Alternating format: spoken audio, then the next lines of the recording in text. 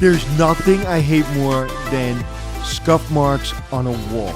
ScuffX delivers superior scuff resistance in the most challenging high-traffic commercial environments, thanks to its patent-pending scuff-resistant technology. Yes, there's people in a lab somewhere thinking about how to keep scuffs off walls. Where we're running around like crazy, there are actually scientists trying to figure this stuff out, and no one's done it better than ScuffX. I would not endorse this product if I didn't believe in this product. As a hotelier, it is so important to solve this problem because we spend so much money, so much time on painting hotel rooms that we finally found the solution. And I don't think anyone does it better than ScuffX. The high-performance ScuffX latex paint reduces the need for touch-ups, repaints, offers significant savings on long-term maintenance costs. And for all the information you need, go to benjaminmoore.com.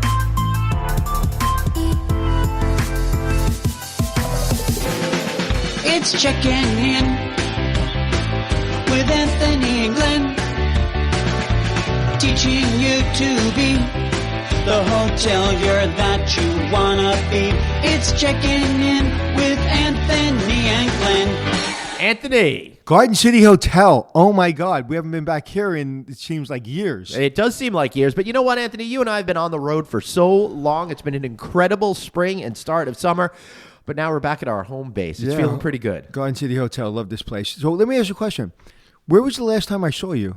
Or where were we? The last time you saw me was Las Vegas just a couple of weeks ago, I think. Oh, that's right. That's right. Oh, where we spoke to our friend John Domenico, who made me laugh. I listened to the podcast this morning on the way here. And John Domenico is an actor, comedian, and he was on our podcast when we were in Vegas. And I listened to it as I was coming here this morning. And I laughed. I almost peed myself. That guy is hysterical. Yeah, I thought it was really terrific. And I got to tell you, with the nervousness that surrounds any discussion of politics, I was really freaked out that was going to be a wasp nest of problems, no matter how it went, because, you're going to get a good chunk of people that are angry. Right, because if you don't know what we're talking about, if you haven't listened to our last podcast, or I don't know when it landed, but John Domenico is the #1 Trump impersonator in the world, and he travels all over the world doing it. But he's much more than that. He's an actor, he's an entrepreneur, he's a comedian, and right now he is the #1 Trump impersonator. So, and he doesn't get political, he just acts like Donald Trump in an amazing way. And so if people listen to that podcast and say, well, he supports Trump, he hates Trump, he supports Trump, he loves Trump, he hates Trump, it has nothing to do with Trump. I don't like or dislike Donald Trump, and I have very strong feelings, but I'm not going to tell anybody on this podcast. That's right. So I'm just going to say I don't like him or I don't support him. So no one knows my opinion. But everybody that knows me personally knows that I have strong feelings. With that said, that's not what the podcast was about. No, the not podcast, at all. And that's not what he's about. And he legitimately is just an actor who's doing a performance, and he's insanely good at it. Yeah, and if you haven't listened to that show, I urge you to go back. There's no political conversation, just comedy. And man, did we laugh at that. And I think the highlight to me of the entire thing was just being insulted by Donald Trump. That was the best. Oh, when he insulted you at the end. So he said, so at the end, when we do the, did you know, or what don't we know about you? Yeah. And then right after that, said, I'd like to be insulted by Donald Trump. And then, so he insulted Glenn, and he said the same thing I said to Glenn off air. He was like, why don't you shave and get a haircut and put on a clean shirt? It's awesome. And that's the whole thing. And that's what makes him funny. And now I'm doing the Donald Trump hand. Because that's exactly what Donald Trump would have said to you. Right, because he really focuses in on that one thing that you're insecure about or have gotten crap about over the past. And I love that how he really focused into that. Right, he called me, I go, what would be my nickname? He goes, Pasta Boy. Right. Which is probably true because, remember Anthony, Prince Spaghetti Day? Yeah. Remember that commercial? I do. When the mother would yell. Shouting out the window, right? Right. Nowadays, she would just have to turn to me on the couch. I was playing computer, right? If I was a 12-year-old kid. But anyway, So it is great to be here at Garden City Hotel in Long Island. Long Island. And what are we going to talk about today, my friend Glenn? First of all, I want to thank the Garden City Hotel for having us here. And, dads, it's not too late to make them happy with a gift card to the Garden City Hotel. They got great Sunday brunch dinners, the Red Salt Room by David Burke, an amazing chef. So just go on to gardencityhotel.com and you can find a way to get that gift certificate. I know I'd like if my family took me here sometime for a nice dinner. I'd like if my family took me anywhere for a nice dinner. But although my wife cooks nice dinners. So today, Anthony, I thought what we would do is we talk about some of the stories that are happening in the news out there, and instead of David Ortiz got shot in the back in the Dominican Republic. isn't that crazy? Not that story, No, not that story. but that was crazy. that really was Big Poppy. Is that what they Yeah, call him? they call him Big Poppy from the Red Sox, and I have an insider tip about it. Yeah, tell me that about it. apparently there was some not nice things happening, and someone was getting back at him, and I get that from a very good source that I can't tell you. Someone was getting back at him. Yeah. That's interesting. Yeah. Well, we'll just have to wait for the news to break the story. Yeah, and when I say a very good source, I mean like someone that probably just saw something on Facebook. So remember, when you do hear the truth, no, you didn't hear it here first because you didn't tell us a darn thing. Right. That's really frustrating. So what is it? All right.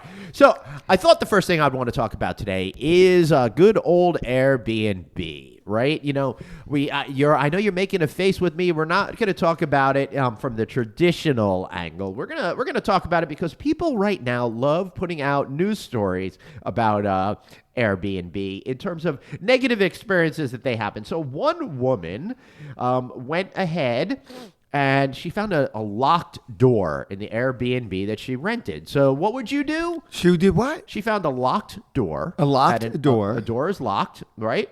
So she decided to find a way to unlock the door and go. She was staying at the in. Airbnb? This woman was staying at the Airbnb. And to me... And she was going into her room that was locked? No, someone else, whoever owns the house's room that was locked. It was a locked space. It was a guest who went into a locked space. That she had no business being in. No business being in there, right? So turns out she found in the room 2 guns, an erotic painting, and a typewriter with keys made from teeth. Okay. So it reminds me of pretty much every horror movie that I've ever seen. I'm literally in shock and awe. Like what? Like first of okay. So what's the question or what? Well, what was her thing? Is she suing them? Is she no, calling the police? Just, a lot of talk on the internet there about the level of horror about this whole thing. But one of the things that how dare she? That's right. That's the one thing that nobody said. How it's none dare she? of your effing business. How dare she? Right? How dare you go into a locked space in someone else's home? You unbelievably disrespectful human. It's like you made an agreement. You're going to give me a clean place to sleep. I'm going to pay you money and I'm going to leave. And if it's a locked door, you're not to go in it. And Right. if you find things that are in my closet, okay, in quotation marks, in air quotes, Right. then that's on you. Everybody has a closet they don't want you to see. That's right. Right? And how dare you? Now, if you unlock my junk drawer or my junk closet, you're just going to find a lot of junk and you're not going to find anything that's going to tell you anything about me because I am who I am. So I don't have that many. I don't have, a typewriter made out of teeth or whatever you just said. Right, a typewriter with keys made of teeth. But I guarantee you, if I closed the door and all I had was towels in there that I didn't want you to go in and get, I would be really, really, really, really angry. Yeah, I mean, who has the cojones? Balls? Yeah, to open somebody's private And then space. go online Right. and talk about it. Right, and that they were freaked out. Well, F you. If I was that owner of the place, I'd be super pissed. And if I was Airbnb, I would ban that person from staying at a future one because that really goes against, I think, societal contracts that we have there, if not the letter of the law that Airbnb puts Now, out. let me ask you a question. Yeah. If she saw something that may have looked illegal, something, maybe she would have seen some bones, human bones. Right. Or she would have seen, I don't know, maybe a map, that looks like this person's going to Right. terrorize someone or something. Would she have the right to call the police? She has the right to call the police. Whether or not it's moral or ethical is another thing, but it certainly puts you into a unique type of position, because I would say that individual who did that would indeed call the police, because if they don't understand boundaries to begin with, then it's not going to be an issue. I would never open that closet, but if Right. I saw something like that, I would call the police. Right. But I would never open the closet, put myself in that situation. Right. Yeah. So That's crazy. It's just That horrifies me, because it's like we've lost as a society. We've lost understanding of boundaries, and I think because of social media, Instagram, Snapchat, Twitter, everything that's out there, we don't understand boundaries. It's like I was doing something last night where I was asking questions on Instagram. It's the first time I did this. They asked me a question, and people asked a lot of questions, and I gave them the answers, whatever. And I felt like, wow, how cool is that? Like we have this access with our fans so easy, so quick, so Right. intimate, whereas years ago you couldn't have that. And that's great. That's a good thing. But then people overstep their boundaries. Mm-hmm. And I think that it's great that you can give someone, rent your apartment. That's fantastic because of social media, because of the internet. That's fantastic. But there's got to be a boundary. Like if somebody asked me a personal question and if I didn't answer it and they got mad at me, which that happened, then that's wrong. It's like, Right. I'm not answering that personal question. Don't get mad at me, DM me and be mad at me because I didn't answer it. It's like, that's a boundary I won't let you cross. And I think that boundaries are just what happened? Yeah, something has happened in society that we don't have those boundaries that we used to anymore. Everybody feels, the word I would use is entitled, and they think of themselves, I think, a lot. And of course, folks listening, I'm just overgeneralizing here, but people, think about themselves first as opposed to the repercussions that their actions are going to have on others and how they'll be perceived by others. I think it's different if you're walking down the hallway of a Right. hotel and there's a door that should be locked, but for some reason it's not. And all of a sudden you open it up and it has all those wonderful soaps and towels and amenities. And you take a couple of amenities. I've been tempted from that Right. closet before. Now, a lot of people have, and a lot of people have stolen robes and things like that. And for some reason, people think that that's okay. It's not okay. And I don't do that, but it's not okay. Have I taken a washcloth out of a closet? Sure, I have. But I used the washcloth because there wasn't an extra washcloth. Right. I didn't take it home with me.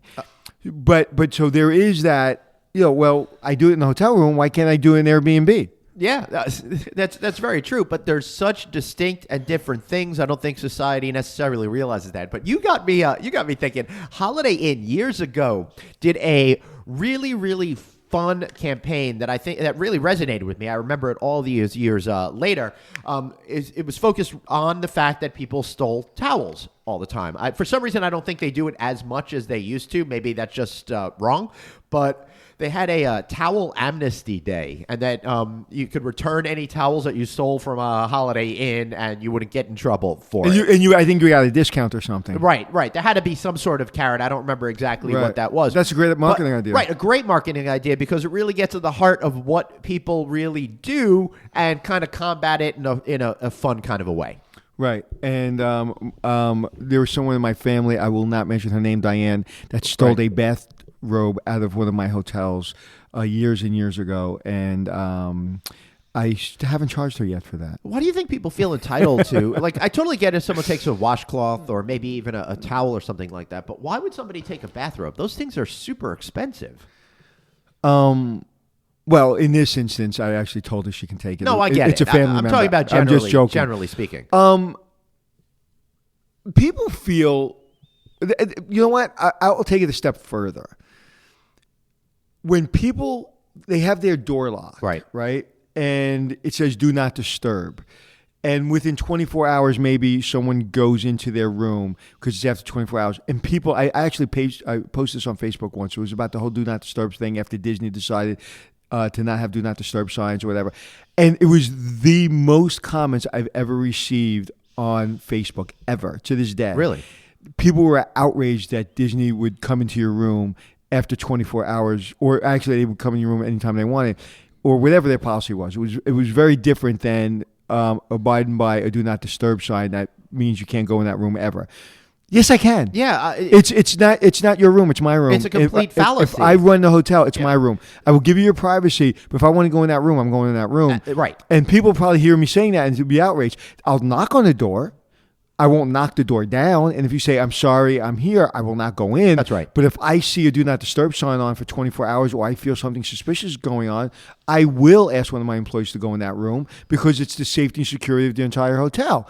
So I just think people are entitled to use your word. So if they think it's their room, right, but you're not allowed in it, then they think the things in the room are theirs. Right. Yeah, that's a really good point. Just to refresh everybody, Disney did enact that particular rule after the horrible incident that happened at Mandalay Bay, where all those poor people were shot out at the concert grounds. Wynn did the same thing, and I'm surprised that a lot of the major hotel companies haven't announced the same sort of policy. But the truth is, that policy already exists. As you just so clearly laid out, a do not disturb sign means do not disturb. It doesn't mean do not enter under any circumstances because I legally possess this room for 24 hours at a time. And again, it comes down to respect. Right. And I think obviously we will respect a client's privilege if they're in the room, and we will respect their privacy, and we will not tell their stories out of school.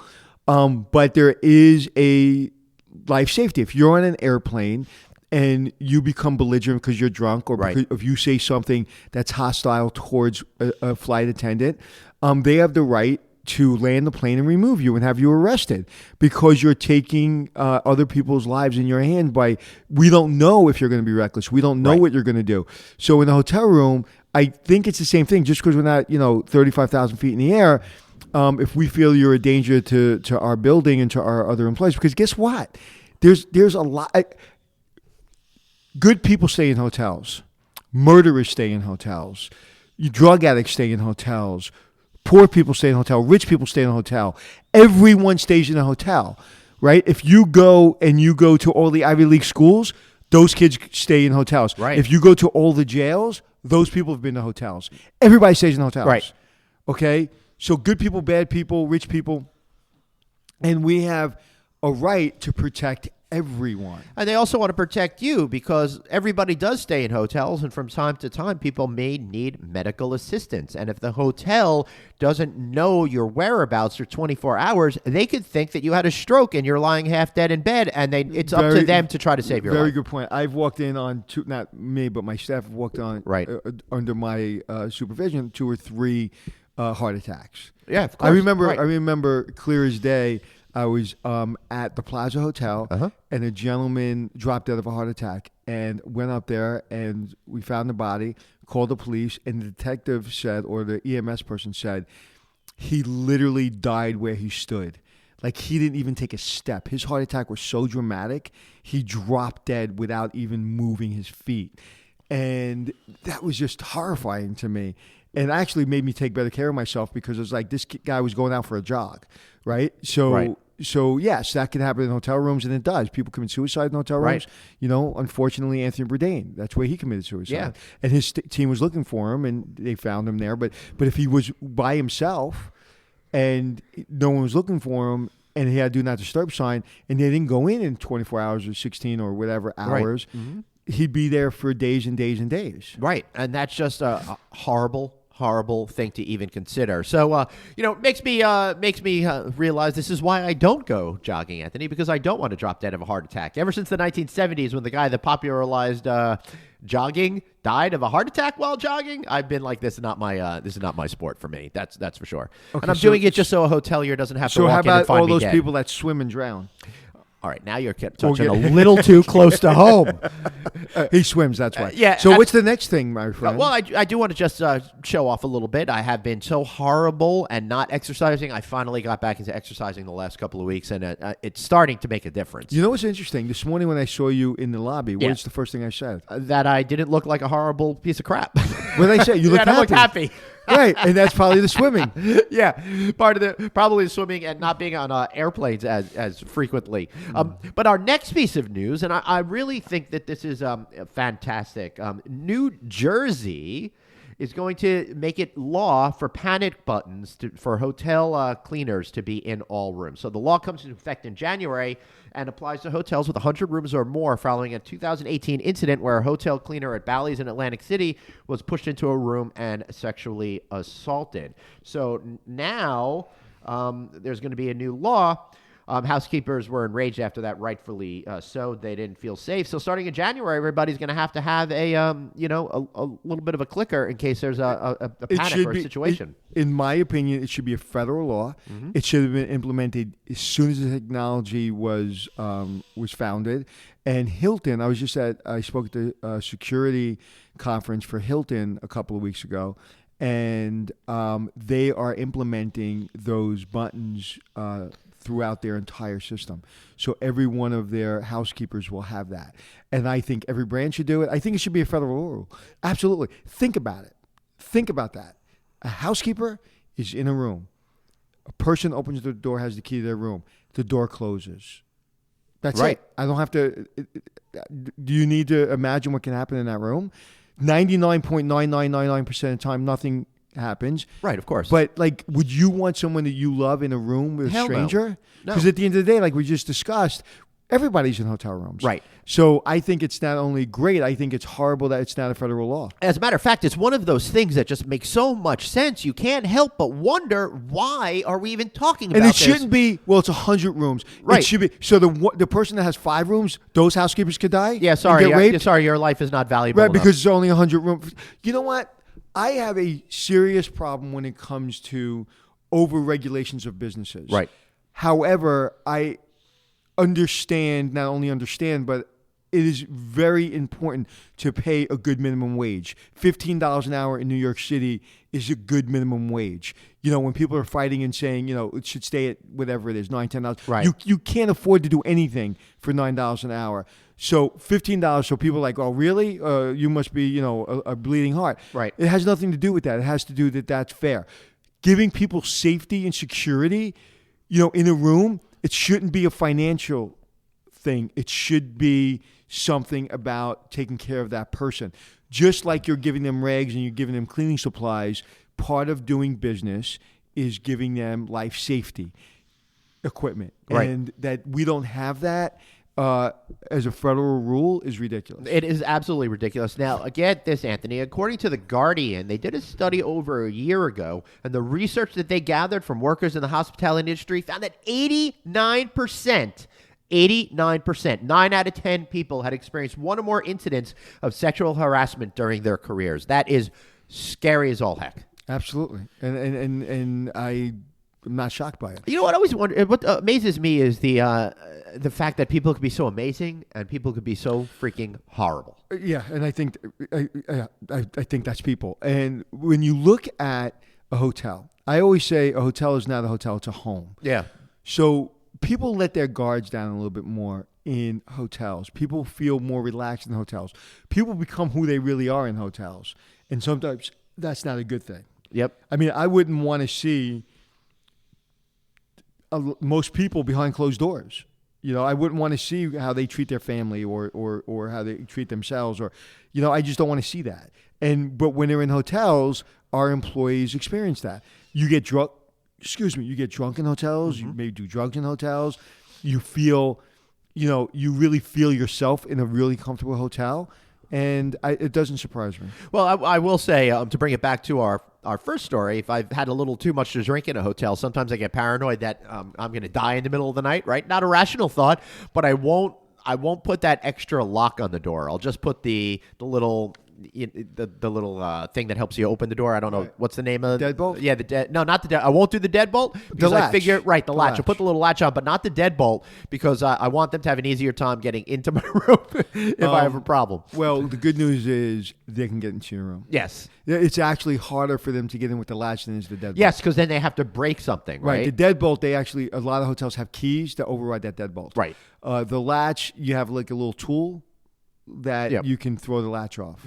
That's good to know. So also not too secure. Well, you know what the latch is? It's usually a wire hanger with the tool is. A very good engineer once showed me that he put a wire hanger together and he put a very thick plastic, I don't know what it was, hook at the end of it. Yeah. And he put it under the door and he flipped the latch over. I was like, that was good. Wow. Yeah, but we needed to get in the room. I think somebody had a heart attack. Yeah. No, I totally get it. And I understand why people would do that. But that's interesting and great and scary all at the same time. Well, listen, right? we have access to your room. Yeah. And we have to have access to your room, period. this is the number one priority of any hotelier listening to this young person that's never really run a hotel. If you're not doing background checks, and again, I don't give a shit about the cost. If you're not doing background checks on your employees and federal background checks on your employees, you're putting everyone in danger. And I know some hotels don't do that because they're like, well, it's expensive. Well, how expensive is it if someone dies? Right. I mean, come on. Well, then it's you're a no-brainer. You're going to be out of business. It's no-brainer. No, not only that, forget the physical cost, and not the emotional cost. If something happened in your property and you could have done something. That's one of the things that I don't miss about running hotels. Yeah. The responsibility is so unbelievably stressful. Right. And I think that's one of the reasons. Unfortunately, a lot of people I know in the business, they may either drink too much or they get out of the business because of stress or they have heart attacks. And it's a very, very stressful business. And I always felt that I think it's the greatest business in the world. And I think it's the funnest business in the world. But I am just frightened of the life safety aspect of it. So at what point does it go from taking care of your workers and making sure everyone is safe to too much overstep on people's privacy? Or is it a constant nuance with the line? No, I think it's pretty black and white. I think it's pretty common sense. I mean, the things that, like, we're not going to put cameras in locker rooms. That's against the law. Right. But if I want to put a camera outside the locker room, I'm allowed to. Yeah, right. So for me, it's black and white. It's like, I'm not going to break the law, but I'm going to go right to the law and go as far as I can to ensure everybody's safety. And right. So I don't think of it that way. What do you think about whenever I try to press concierges on telling me the dirt, right? They always tell me the same stock line. We'll do anything for the guest as long as it's legal, ethical, and moral, right? How true is that from your experience? Oh, I think it's very true. Matter of fact, I just got off the plane yesterday. Yeah, you were you spoke to Le Clé d'Or. I did. Right? I was their speaker, and I got That's the Association of Concierges for those folks who don't know. Right. So just explain that a little bit. Yeah, Le Clé d'Or is basically all the concierges, all the real good concierges have an association, and you can't just say you're a concierge. There's all sorts of testing that goes through it. So it's you got to have a very high pedigree in order to be accepted. You know what's so funny? I just had this conversation yesterday. I was in Arizona. I was having lunch with a couple of concierges, and some concierges have keys. Right. That's their logo. Their symbol. That's their logo. So now you have to test to get those keys. Yeah, it makes sense. And then you have to get approved. I mean, it's really bad. I mean, it's really intense. And I said to them, I said, I bet you the concierge, and not to disparage anybody else that works in hotels, including myself, I said, I bet you if you took the SAT score of concierge and put them against anybody else in the hotel, that they would score higher. Right. And they go, that's not true. I said, what was your test score? 1560, 1450, 1600. I said, okay, there you go. I mean, I don't know too many people that have that SAT score, and everybody at this table has a SAT score of 1450 or better. All right. So they're just very intelligent, very motivated, I think, entrepreneurial people. And it was one of the funnest presentations I've ever done, and I got an incredibly amazing standing ovation, which overwhelmed me, and literally, really, I'm still thinking about it. I was like, that was one of the greatest experiences, because they were so appreciative of my time, and we had such a good it was just a good couple of hours. It was a lot of fun. What was your question? I don't really. Okay, about concierges, if it's legal and moral. Right. Yeah. Well, I don't understand what you're trying to get to. Because I get the feeling that, especially when you're talking about super high rollers at the casino environment, or that wealthy Greek will a concierge get a hooker for a guest? Okay, this is what I would think, or this is what I think. The answer is they wouldn't. What would they do? They would probably give them other options. And the reason I don't think most of them would, and I will say most of them would. Because there are some that would. I would say that the vast majority wouldn't, and I'll tell you why. Yeah. They can lose their jobs. Yes. And are you going to put your job at risk for one guest. It's like being in the military, right? I will take any order as long as it's legal and moral. Right. So if a general tells me to shoot somebody in the back of the head and it's Yeah. not legal and moral, I'm not Right. doing it, That's right? right. Because I'm going to jail. That's right. So yeah, well, I sent a prostitute up and he's happy. He spent $1 million in our casino last year. Yeah. But it's not legal to do that. Now, if it was legal, then fine, send 3 of them up. Right. If it's legal, you can do whatever you want. Well, if you're in Vegas, you could because it's put them not- in a car and take them out to a parole. Because it's, to me, when I run a business, moral and legal, there's a serious separation. And if a guest wants a prostitute in their room and it's morally wrong, but it's legal, Right. then give them a prostitute. Yep. Right? Now, would I look at them twice? Maybe. But give them a prostitute because it's legal. If it's illegal, then the concierge is putting them at risk. So I don't think they do. And I've spoken to many, many concierges, and I've never met one that does that. Right. Yeah. Okay. And if they did, they wouldn't tell me probably. No, probably not. But I'm glad you mentioned concierge because I just have people ask me all the time, what would you do if you weren't running hotels or doing what you're doing now? And I'd say I'd be a concierge. And I said that to them. And Robert, who's in charge of the association, once asked me at a Forbes event, I think you may have been there, and he said, I'm sorry, my OCD's kicking in. Yeah. Uh-oh. All right. So why would you? All right. So we're here at the Garden City Hotel, and we've got a little table of like candies, and I just reached for a grape candy, and there was an empty wrapper in the thing, so I moved it aside And put it on the table. I put it on the table, so I would know at the end of this recording I would go and throw it out. But you couldn't help yourself; you had to put it back in there. I did because I don't want to see it because I'm talking to you right now, and it would drive me crazy. So that was my OCD. You just caught me. So Robert said, what would you do? And I said, I would be a concierge. And I said, why? He said, because if you want a 3-legged pink elephant in a tutu doing tap dancing in the lobby in an hour, I'm your guy. Right. I make it happen. And when I got home a couple days later, there was a pink tutu with 3 legs, a pink elephant with 3 legs in my house. A stuffed one. He got it for me. And actually, he got another one for me when I was there yesterday. And I have a naming contest on my Instagram about my pink elephant, and it's either you want to call it Pinky Tuscadero, one of my fans came up with the name, right, or Fredrickson.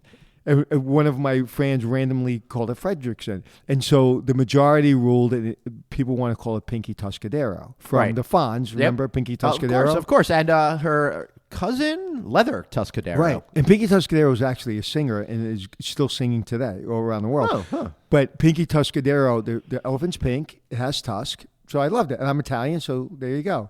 But I really like Fredrickson, so I've shortened it, and now my pink elephant's name is Fred. Oh, very, very cute. All right, so but I have a great concierge story. That's my great concierge story. I think that's terrific. All right, so let's wrap this up, Anthony. Wrap it up. Yeah, we just started. We're trying to be. We just started. Okay, we're wrapping it up. Yeah. All right. So, Anthony, tell me something I don't know.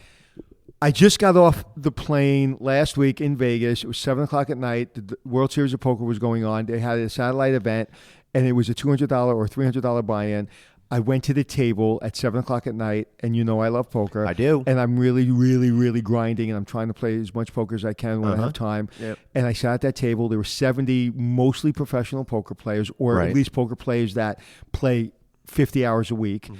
And I was runner-up at my first World Series of Poker. I won $3,600. Whoa! And I would have, I hate to say this because it's like a fish story, but anybody that knows poker, I had 3 aces, and on the river, a 4 came out and gave the gentleman, instead of a pair of 4s and a pair of aces, Right. gave him a full house. Oh no! And so he had a 3% chance of pulling that only 4 left in the deck, and he got it, and I lost, and which was fine because I couldn't believe I not only cashed in the World Series of Poker, that I was the second man standing, and I was really, really excited. So now I have this false bravado that I can actually play poker. So now I'm about to go to Brigada probably in the next couple of days, and I'm probably going to lose a $300 buy-in at a tournament. Because I'm not, again, I don't know if I explained this, I am not a gambler. I hate gambling. I hate losing money. But I'm a poker player. And tournaments allow me to have a $200 or $300 buy-in, sit there for 12 hours, and potentially win money. So it's really not the money I'm after. I'm after really learning how to play the game of poker. It's really helpful to me because it's like my asset management brain and my accounting brain. It allows me to manage my stack. It allows me to read people's behavior. to push the odds. It's just, to me, it really helps my brain stay sharp. So tell me something we don't know. Oh, well, although I really like poker, I don't want to be the sucker at the table, so I never play poker. But I'm very fascinated by watching poker. I have a very uncomfortable relationship with gambling. I don't know what it is, but I feel very uncomfortable putting out the money, and it really freaks me out, right? So if I was to put down, I love the idea of craps and playing it, but if I put $100 down on the craps table, I'm already starting to break out into a sweat and to freak out. Like, if I lose this $100, I'm not going to be able to pay your mortgage. Right, pay my mortgage. My wife's going to divorce me. I really spiral out of control. Because morally, do you feel gambling is wrong? No, I don't feel it's morally wrong. I was playing poker when as we shoot around the country, and I was playing cash games because there's not a lot of tournaments sometimes. And I got very uncomfortable with cash games because I would lose a couple $100 here, then the next week I would lose a couple $100. I'm like, what am I doing? Like, I can potentially lose thousands of dollars. I hate gambling. I don't want to put my money at jeopardy. I have a family and I have obligations, so I hate gambling. But I like playing poker. So tournaments have taken that anxiety that you experience out of the game for me. So $200 to me on a tournament is like going out to a steak dinner. So if somebody said, oh, you spent $200 on poker? Well, I was going to go to a steak dinner, so I decided to stay. Because I'd spend $200. If I wasn't playing poker for 14 hours, I guarantee you I'm spending $200 on a scotch, a steak, sushi. Right. So to me, that's how I've taken the anxiety out of gambling. Right. And it's the same idea that I would like. If I lose $100, it's no big deal. It's entertainment, et cetera, et cetera. I mean, if I wanted to go to Disneyland for the day, it's like, That costs you $250,000. Yeah, right. Yeah. It'll cost more than if I just lost $100 at the table. I do like the slot machines, though. I love the video slot machines because they're like video games, and they really give you they know how to get the endorphins going by giving you those little wins, and I love the bonus rounds. And the reason it's interesting because I won't jump out of airplanes, but I will race cars 180 miles around the track. I will go on the Autobahn in a small car with no airbags at 180 to 200 miles an hour. Yep. Because I'm in control of it. I will play poker, and I will put some money at risk, and I will spend 14 hours of my day playing poker if I have that, and very rarely I do. But when I do, I will put that time at risk instead of doing something more productive because I'm in control of it. I do not like roulette, and I do not like slot machines for that reason. I'm not in control of it. In poker, there is a percentage of luck, but what I've learned is you're putting yourself in the best position to get lucky. Right. Not in a bad position where you probably won't get lucky. Right. Does that make sense? It makes a lot of sense. Plus, you've got the skill element, and you have some sort of control. I'm learning. Now, you look at a game like roulette. It's the worst odds on the casino floor. I'm not talking about slot machines. I'm talking about table games specifically. I think the house has a 4.8% edge, which is ludicrous to even try to play that game. You take blackjack. I think if you do it right, you could get it down to like 1.8%. Yeah, I win money in blackjack, or something. But I've gotten bored with blackjack. Yeah, because it's just too easy. Kind of like I like UFC because MMA because it's like there's different ways of hitting someone. In boxing, I punch you in the head. So in blackjack, it's like stay, go. In poker, it gets my adrenaline going, and I really think it's good for my mental health. It really helps me maintain a healthy lifestyle because what we do is stressful. We're entrepreneurs, and it could be stressful. We have families; it could be stressful. Playing poker literally zens me out, and it is matter of fact on the next episode of Checking In I have another poker story. All right, excellent. So I think that's the perfect way to leave it. Let's keep you guys wanting some more out there for Anthony's poker story. Anthony, how can we find you out there on the internet? Anywhere you want to be at Anthony Hotels. Great, and I am at Traveling Glenn. If you want to drop us a line, find us over there. We'd love to hear what your questions are out there, and give us a chance to respond. In fact, I think Anthony, in a coming up episode, maybe in a couple episodes from now, we should do one all answering questions that we get from the audience. So drop us a line, find us on social media or on our Facebook page, our LinkedIn page. You can find those at Checking In with Anthony and Glenn, or just instant message us on those systems or traditional ways as well. Any final thoughts? So for Glenn, this is Anthony. Thanks for checking in. It was beautiful. It's Checking In. with Anthony and Glenn. Teaching you to be the hotelier that you wanna be. It's checking in with Anthony and Glenn.